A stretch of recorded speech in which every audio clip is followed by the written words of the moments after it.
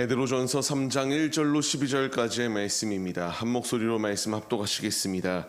아내들아, 이와 같이 자기 남편에게 순종하라. 이는 혹 말씀을 순종하지 않는 자라도 말로 말미암지 않고 그 아내의 행실로 말미암아 구원을 받게 하려 함이니, 너희의 두려워하며 정결한 행실을 봄이라. 너희의 단장은 머리를 꾸미고 금을 차고 아름다운 옷을 입는 외모로 하지 말고, 오직 마음에 숨은 사람을 온유하고 안정한 심령에 썩지 아니할 것으로 하라. 이는 하나님 앞에 값진 것이니라. 전에 하나님께 소망을 두었던 거룩한 부녀들도 이와 같이 자기 남편에게 순종함으로 자기를 단장하였나니, 사라가 아브라함을 주라 칭하여 순종한 것 같이 너희는 선을 행하고 아무 두려운 일에도 놀라지 아니하면 그의 딸이 된 것이니라. 남편들아, 이와 같이 지식을 따라 너희 아내와 동거하고 그를 연약한 그릇이요 또 생명의 은혜를 함께 이어받을 자로 알아 귀히 여기라. 이는 너희 기도가 막히지 아니하게 하려 함이라.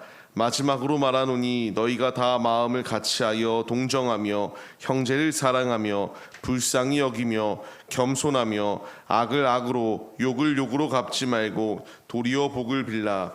이를 위하여 너희가 부르심을 받았으니 이는 복을 이어받게 하려 하심이라.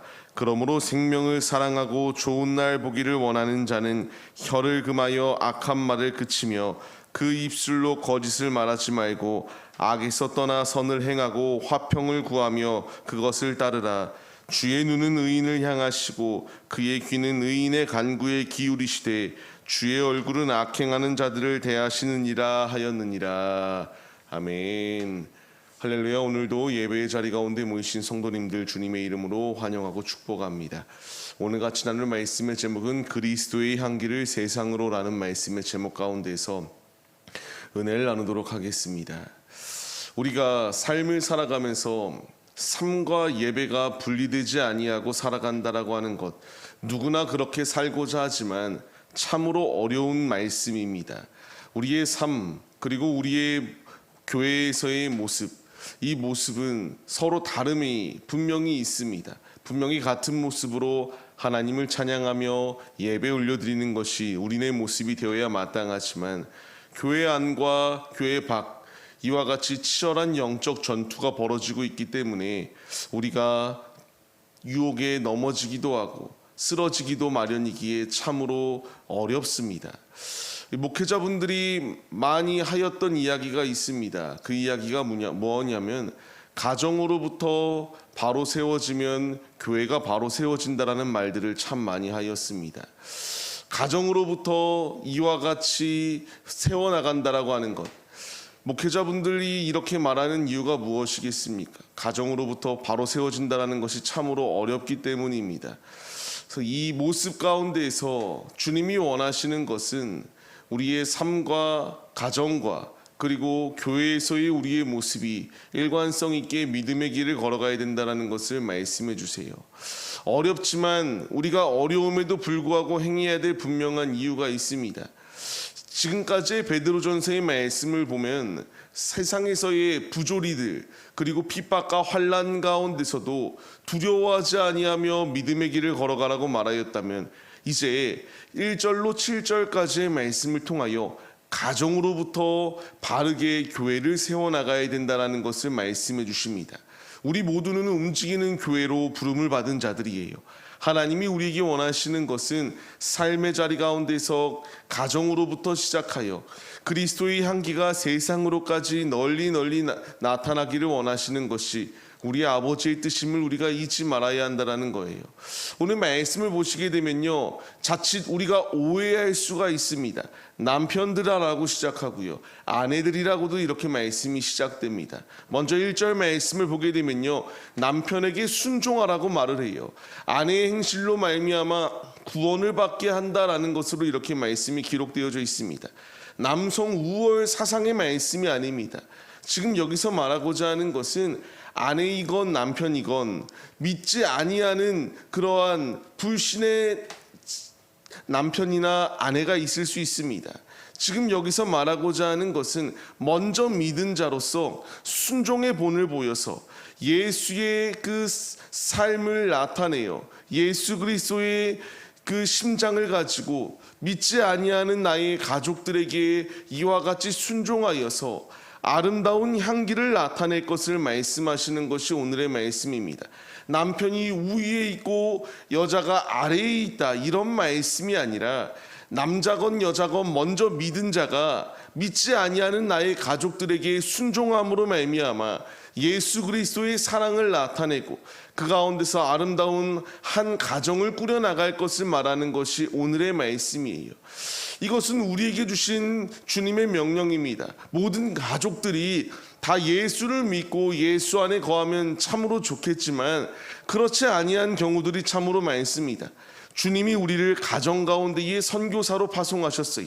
나의 가족을, 나의 그 모든 자녀들을 주께로 인도해야 될 사명이 우리에게 주어졌다. 우리 자녀들도 말하는 것이 무엇입니까? 이야기하다 보면은 교회에서의 부모님의 모습과 가정에서의 부모님의 모습이 너무나 다르다라는 것을 말하는 경우들이 참으로 많습니다. 주님이 우리에게 말씀하시는 것, 이제 말씀에 순종하여 우리가 우리 가족을 대할 때에도 사랑으로 예수의 마음을 품고 섬기는 자리 가운데 나아가 그들이 마음에 감동하고 이제 주께로 돌아오기 위하여 힘쓰는 모습이 우리에게 있어야 된다는 것을 말씀해 주고 있습니다. 7절 말씀도 계속하여 보게 되면은 귀히 여기라고 말씀하시지 않습니까? 가정에서부터 분란이 있기 시작하면 기도가 막힐 수밖에 없습니다. 주님이 원하는 것은 서로 한 몸으로 부름을 받았기 때문에 한 몸으로 부름받은 이들이 서로 싸워서 기도가 막히지 않도록 합심하여 한 마음 한 뜻으로 나아갈 것을 말씀하십니다. 창세기의 말씀을 통하여 이제 아내와 남편이 한 몸을 이루었다라고 이렇게 말씀하시는 것처럼 한 몸을 이룬 자들은 서로 분란 가운데 놓여 있는 것이 아니라 서로 한 마음 한 뜻으로 섬기고 사랑으로 보듬어 줄 것을 우리에게 말씀하십니다. 이 말씀은 누구에게나 동일하게 적용되어지는 말씀입니다. 하나님께서 우리를 이와 같이 한 가정을 꾸려나갈 수 있도록 남편을 세워주셨고 아내를 세워주셨습니다. 이제 우리가 말씀에 순종하여서 가정의 가운데서도 예수 그리스도의 복음을 나타내기 위하여 힘쓰세요. 말로 예수 믿으세요라는 말도 중요하지만 더 중요한 것은 우리의 삶으로 주님의 살아계심을 나타내는 것입니다. 삶으로 사랑을 실천해 나아갈 때에 가족들이 변화될 수 있음을 우리에게 말씀하시는 이 권면의 말씀의 깨달음을 얻어서 우리가 더욱더 삶의 자리 가운데서 가정 가운데서 예수의 마음을 품고 너그러이 관용의 마음으로 품어주고 승리의 길로 나아가는 우리들의 모습이 되시기를 바랍니다. 계속하여 말씀을 보게 되면요, 이제 8절 이하의 말씀을 통하여 다시 한 번 더 이제 우리의 삶의 자리 가운데서 죄악의 자리가 아니라 생명의 자리 가운데 거해야 될 것을 말씀해 주십니다. 악을 악으로 갚지 말라고 말합니다. 형제를 사랑하며 불쌍히 여기며 겸손의 자리 가운데로 나아오라. 악을 갚지 말아야 될 분명한 이유는 우리가 이를 위하여 부름을 받은 자들이고 이제 우리가 복을 이어받기 위하여 부름을 받았기 때문에 이 말씀에 전적으로 순종하여 삶을 살아낼 것을 우리에게 말씀해 주고 있습니다. 우리는 복을 이어받은 자들입니다. 영원한 나라의 상속자로서 그 유산을 이어받을 자들이 우리들이에요. 주님이 나에게 원하시는 것은 이 악한 세대를 그대로 본받지 말고, 악한 세대는 사랑이 식어 있습니다. 전쟁이 난무합니다. 이 시대 가운데서도 믿는 우리들은 사랑의 마음을 품고 이와 같이 복을 나누어 주어라. 이제 복을 이어받을 자들이 우리들이기 때문에 삶의 자리 가운데서 천국 예행 연습을 하며 믿음의 자리 가운데 거할 것을 우리에게 말씀해 주세요. 참으로 어렵습니다. 그러나 이 말씀대로 순종할 때에 주님이 분명히 말씀하시는 것처럼 복이 우리에게 예비되어져 있다라고 말씀하세요. 그 누구도 복을 받길 부정하는 자는 없습니다. 다 누구나 불신자이건 믿는 자이건 복을 받기를 원하는 것이 우리의 삶의 모습이에요. 복을 받기 위해서는 어렵지만 그럼에도 불구하고 말씀을 그대로 순종하여 실천해 나아갈 것을 우리에게 말씀해 주십니다. 이제 우리가 이 말씀에 반응하여서 삶의 자리 가운데서 가정으로부터 믿음이 든든히 세워지고 이제 세상으로 나아가 그 사랑을 실천해 나아가 믿음의 향기를 널리 증거할 수 있는 주님의 자녀들의 모습이 우리의 모습이 되시기를 소망합니다. 그렇기에 베드로 사도는 이제 시편 34편의 말씀을 인용하며 계속하여 말합니다. 혀를 제어하라. 그 입술에 거짓말을 하지 말라. 그리고 악에서 떠나 선으로 행하여 삶을 살아내라. 화평으로 삶을 살아내라. 주의 눈은 의인을 향하고 있고 그의 귀는 의인의 간구에 기울이시고 있다. 행한 대로 보응하시는 주님이 지금 우리를 감찰하고 있으니 우리의 삶의 자리 가운데서 우리의 입으로 우리의 마음으로 죄를 짓는 것이 아니라 온전히 주의 말씀에 순종하여 믿음의 자리 가운데 거할 것을 우리에게 말씀하십니다. 이제 우리가 이 말씀에 반응해야 합니다. 어렵습니다. 지키기 불가능에 가깝다라고 생각할 수도 있습니다. 매 순간마다 예수의 마음을 품고 산다라는 것 어렵지만 내 안에 내주하고 계시는 성령 하나님께서 바른 길을 갈 수 있도록 끊임없이 우리에게 말씀하십니다. 이제 주님께서 우리를 부르시는 이 부르심 가운데에 귀 있는 자들로서 우리가 들어야 됩니다. 주님이 나에게 원하시는 것은 악한 세대 가운데서 악을 행하며 사는 것이 아니라 선으로 악을 이겨나갈 것을 우리에게 말씀하십니다. 악은 어떤 모양이라도 로마서의 말씀을 통하여 버리라고 말씀하시고 선한 자리 가운데 거할 것을 우리에게 말씀해 주세요.